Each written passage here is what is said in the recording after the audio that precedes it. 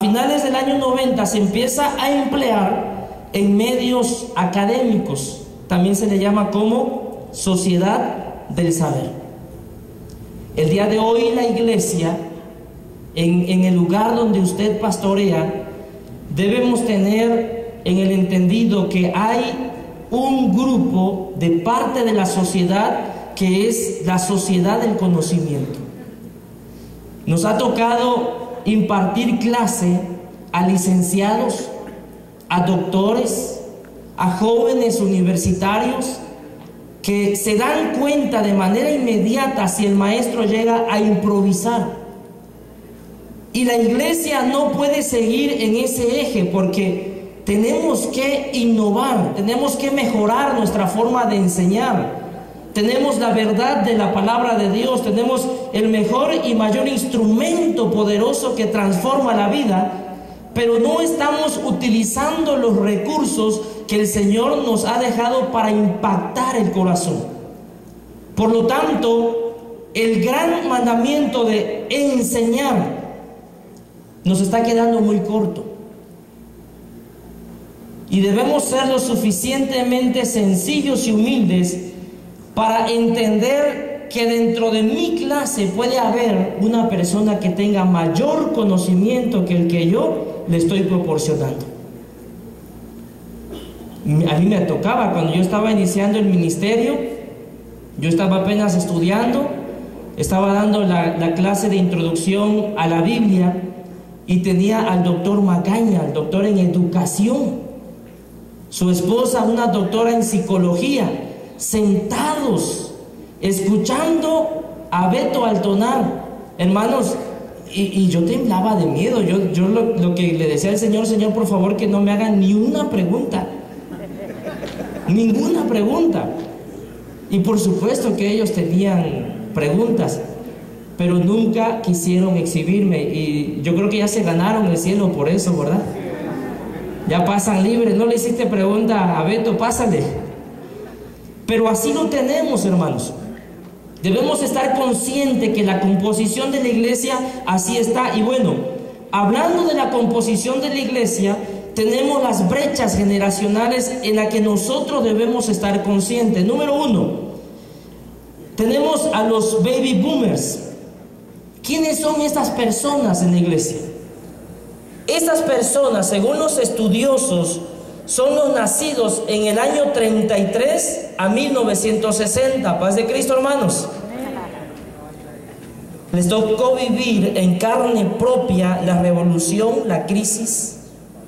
Ellos conocen muy bien la palabra devaluación, deuda externa, y les causa pavor.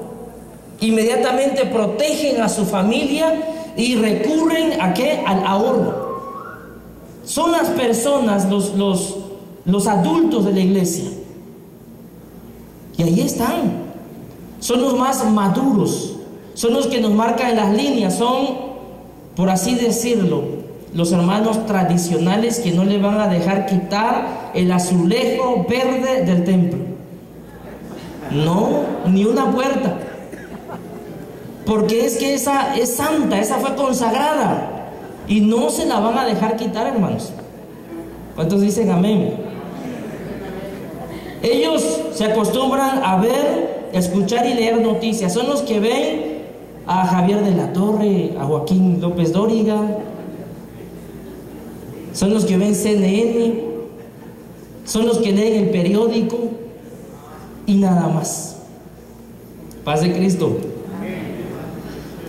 ¿Les tocó vivir o utilizar el teléfono de disco? La máquina de fax los impresionó, fue lo fascinante para ellos.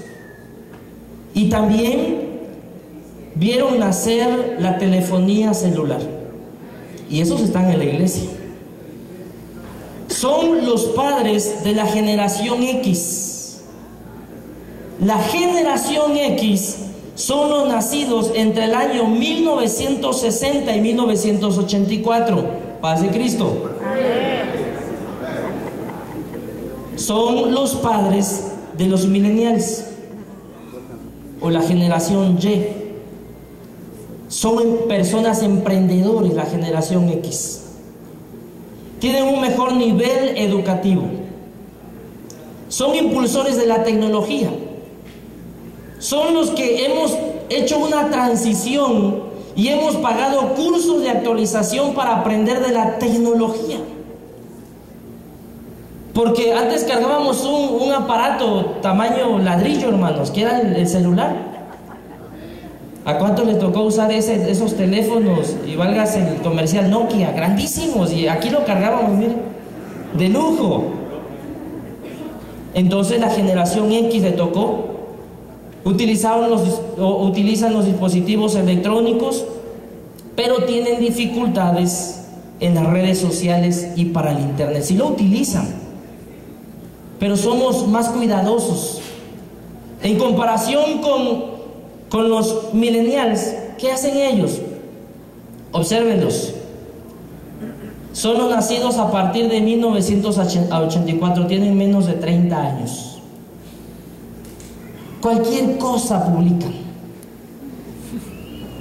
Están en las redes sociales.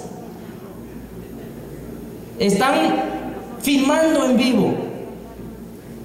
1 hora, una publicación, 5 minutos, otra publicación, hermanos, y yo lo pienso para subir algo a Facebook, yo siento que aburro, que fastidio. No, ellos están consumiendo información inmediatamente. ¿Por qué? Porque son niños, son adolescentes y adultos menos de 30 años. Nos admira mucho ahora a los niños que cargan una tablet. Están jugando. ¿Quién les enseñó? ¿Quién les instruyó? Ya nacieron con el internet, ya nacieron con el chip. Hermanos, estas personas están en la iglesia. La generación, los millennials no son para estar en un aula de clase. No les gustan casi los procesos porque ellos quieren algo rápido. Son autodidactas, aprenden solos. Son los chicos que entran al YouTube, ven un tutorial y aprenden. Ellos, educación a distancia es papita, hermano, porque ellos no tenemos que explicarle tanto. Ellos entran al internet, descargan esto, hacen lo otro y aprenden. ¿Por qué? Porque hay movimiento, están consumiendo información. Ellos no ven los noticieros. De todo lo que ellos informan está en las redes sociales. Se enfocan más a los partidos de izquierda. Son los que utilizan los smartphones, las tablets. Y bueno, también se dice que son los que menos leen. Eso no quiere decir que no sean capaces, son más capaces que nosotros. Así que no le interesan para nada los medios de comunicación. Son las personas que a nosotros nos toca atender en la iglesia. Son las generaciones que usted tiene y que no puede tener en un aula de clase de manera presencial. Ya no puede estar utilizando solo el pintarrón. A ellos les gusta la tecnología. Paz de Cristo. Por eso es importante entender que cuando hablamos de educación a distancia, hablamos de etapas. Y es fácil ahora decir que cuando la educación a distancia se introduce, se enseñó por correspondencia. ¿Cuántos de nosotros enviamos una carta por correspondencia? Otra etapa fue la enseñanza multimedia, cómo íbamos haciendo una transición, y muchos de ustedes utilizaron las presentaciones, el proyector de diapositivas, ¿se acuerdan? Los acetatos. La iglesia que tenía un proyector de diapositivas de acetatos, no, hermanos, tenían dinero. ¿Qué teníamos que hacer? Imprimir, ir a la copiadora que le sacaran una copia en acetatos, y ya veníamos a presumir. No, hombre, era lo más nice, yo estoy enseñando. Y ahí teníamos el aparatón ese, hermano, que teníamos que andarlo cargando porque pesaba. Eso fue la educación en multimedia. Sin embargo, también viene la enseñanza telemática. Empiezan a utilizarse las redes, el internet, y finalmente la enseñanza basada totalmente en internet.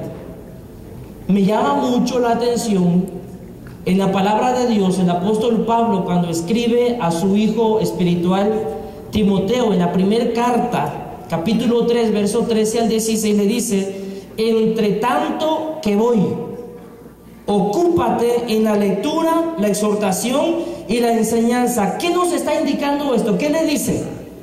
Pablo estaba enseñando por correspondencia. Pablo envió cartas a las iglesias